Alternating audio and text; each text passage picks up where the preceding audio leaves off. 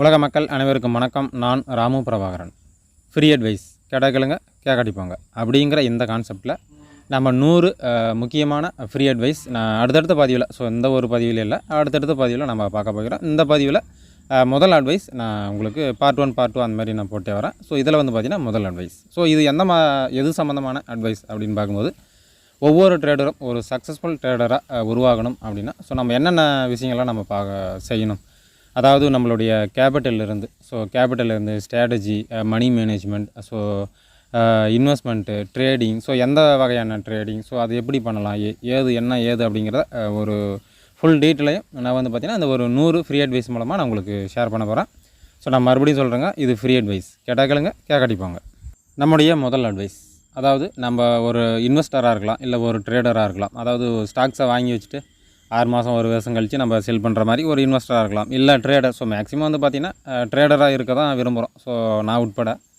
So அப்போ trader அப்படிங்கிற போது ஒரு இன்ட்ராடே, இல்லை scalping, day trading, BTST, STBT, so swing trading, short term trading, so அந்த மாதிரி ஏதாவது ஒரு வகையில் நம்ம ட்ரேடராக இருக்கிறதுக்கு தான் maximum majority of the persons வந்து நம்ம விரும்புகிறோம். சரி, அப்போ ட்ரேடரோ இல்லை இன்வெஸ்டரோ யாராக வேணாலும் இருந்துட்டு போட்டோம். ஆனால் அதுக்குன்னு நம்ம ஒரு அமௌண்ட்டை வந்து இன்வெஸ்ட்மெண்ட் பண்ணுவோமா, முதலீடு செய்வோமா, ட்ரேடிங் பண்ணுறதுக்காக இருந்தாலும் சரி, இல்லை முதலீடு செய்வதாக இருந்தாலும் சரி, ஏதாவது ஒரு சம்திங் அமௌண்ட் ஏதாவது ஒன்று நம்ம இன்வெஸ்ட்மெண்ட் முதல்ல நம்ம போடுவோமா.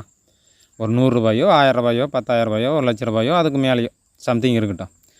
அப்படி நம்ம முதலீடு செய்யக்கூடிய அமௌண்ட், இன்வெஸ்ட்மெண்ட் செய்யக்கூடிய அமௌண்ட்டுக்கு எந்த ஒரு கமிட்மெண்ட்டுமே இருக்கக்கூடாது. அதாவது இப்போ நான் வந்து ஒரு 1 லட்ச ரூபா நான் இன்வெஸ்ட்மெண்ட் பண்ணுறேன்பா, எனக்கு வந்து பார்த்திங்கன்னா ஒரு 6 மாதத்துக்கு அப்புறம் எனக்கு வந்து ஒரு மெடிக்கல் வைஸ் ஒரு செலவு இருக்குது. பட் 6 மாதம் நம்ம மார்க்கெட்டில் போட்டு ஒரு ரொட்டேஷன் விடுவோமே, ஏதாவது ஒரு 5% 10% ப்ராஃபிட் வந்தால் நல்லது தானே அப்படின்னு நினச்சிட்டு மார்க்கெட்டுக்குள்ளார போகிறது. இல்லை நம்ம பொண்ணுக்கு வந்து இன்னும் 6 மாதம் கழிச்சு தானே கல்யாணம், ஸோ அப்போ நம்ம எடுத்துப்போமே, அது வரைக்கும் மார்க்கெட்டில் இருக்கட்டுமே அப்படிங்கிற மாதிரி. இல்லை ஒரு ஃபீஸ் கட்டணும், ஸோ பொண்ணோ பையனோ படிக்குது, ஸோ காலேஜில் படிக்கிறாங்க, ஸோ அவங்களுக்கு வந்து ஃபீஸ் கட்டுறதுக்கு இன்னும் நம்மளுக்கு வந்து 1 வருஷம் டைம் இருக்குது, இல்லை 6 மாதம் டைம் இருக்குது, இல்லை 3 மாதம் டைம் இருக்குது, அது வரைக்கும் இங்கே இருக்கட்டுமே அப்படிங்கிற மாதிரியான எந்த ஒரு கமிட்மெண்ட்டும் இருக்கக்கூடாது. இல்லை ஒரு சின்ன அமௌண்ட்டாக இருக்கட்டுமே, ஒரு 1000 ரூபாயோ 10,000 ரூபாயோ, வாடகை கட்டணும், வாடகை கட்டுறதுக்கு இன்னும் 10 நாள் டைம் இருக்குது.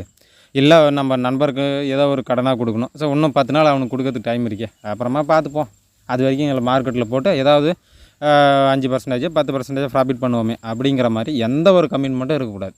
நாம் இன்வெஸ்ட்மெண்ட் முதலீடு செய்யக்கூடிய அமௌண்ட்டு அல்லது ட்ரேடிங்க்கு நம்ம பயன்படுத்தக்கூடிய அமௌண்ட்டுக்கு எந்த ஒரு கமிட்மெண்ட்டும் இருக்கக்கூடாது. சரிங்களா? சரி, இது ஏன்பா? ஆனால் ஒரு யதார்த்தமான உண்மை, அதாவது ஒரு கசப்பான உண்மை, துவர்ப்பான உண்மை, உவர்ப்பான உண்மை அப்படின்னு என்ன வேணாலும் சொல்லிட்டே போகலாம். என்னென்னா 95% மக்கள் அல்லது ஒரு 90% மக்கள் வந்து பார்த்திங்கன்னா கமிட்மெண்ட் இருக்கிற அமௌண்ட்டை தான் மார்க்கெட்டில் நம்ம பயன்படுத்துகிறோம். சரிங்களா? ஸோ அது முற்றிலும் தவிர்க்கப்பட வேண்டிய ஒன்று. சரி, இப்போ அதாவது அமௌண்ட் எந்த அமௌண்ட்டு அந்த இருந்தால் என்னப்பா உனக்கு ப்ராஃபிட் பண்ணும் அப்படிங்கிற ஒரு திறமை நம்மளுக்கு இருந்ததுன்னா நம்ம ப்ராஃபிட் பண்ண போகிறோம். மார்க்கெட்டில் நம்ம அது எந்த மார்க்கெட்டை வேணாலும் இருந்துட்டு போட்டோம், ஃபாரெக்ஸ் மார்க்கெட்டோ இல்லை ஸ்டாக் மார்க்கெட்டோ, எந்த மார்க்கெட்டை வேணாலும் இருந்துட்டு போட்டோம், ப்ராஃபிட் பண்ணுற திறமை நம்மளுக்கு இருந்ததுன்னா நம்ம ப்ராஃபிட் பண்ண போகிறோம். எந்த ஒரு கமிட்மெண்ட்டும் இல்லாத அமௌண்ட் இருந்தால் தான் நம்ம ப்ராஃபிட் பண்ணுவோம். கமிட்மெண்ட் இருக்கிற அமௌண்ட் இருந்தால் லாஸ் பண்ணுவோமா அப்படின்னா கண்டிப்பாகவே நீங்கள் லாஸ் தான் பண்ணுவீங்க. எந்த ஒரு கமிட்மெண்ட்டும் இல்லாத ஒரு அமௌண்ட்டாக இருந்தால் கண்டிப்பாகவே ப்ராஃபிட் பண்ணுறதுக்கு நிறைய வாய்ப்புகள் இருக்குது. என்னடா இது வெள்ளையாக்கிறவன் போய் சொல்ல மாட்டான்டா அப்படிங்கிற மாதிரி ஒரு புது பொருளையாக இருக்குல்ல. சரி, பார்ப்போம். அடுத்தடுத்த பதிவில் நம்ம இதுக்குரிய விளக்கத்தை நான் உங்களுக்கு சொல்கிறேன்.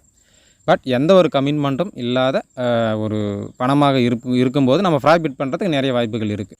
வெட்டியாக சும்மா தண்டமாக இருக்கக்கூடிய அமௌண்ட் எவ்வளவோ அதை தான் நம்ம இன்வெஸ்ட்மெண்ட்டாக பயன்படுத்த வேண்டும், ஸ்டாக் மார்க்கெட்லேயோ இல்லை ஃபாரெக்ஸ் மார்க்கெட்லேயோ. ஸோ இதுதான் நம்மளுடைய முதல் அட்வைஸ், ஃப்ரீ அட்வைஸ். கேட்டால் கேளுங்க கேட்காட்டிப்பாங்க. சரிங்க மக்களே, அடுத்த பதிவில் சந்திப்போம். நன்றி, வணக்கம். வளர்க தமிழ்.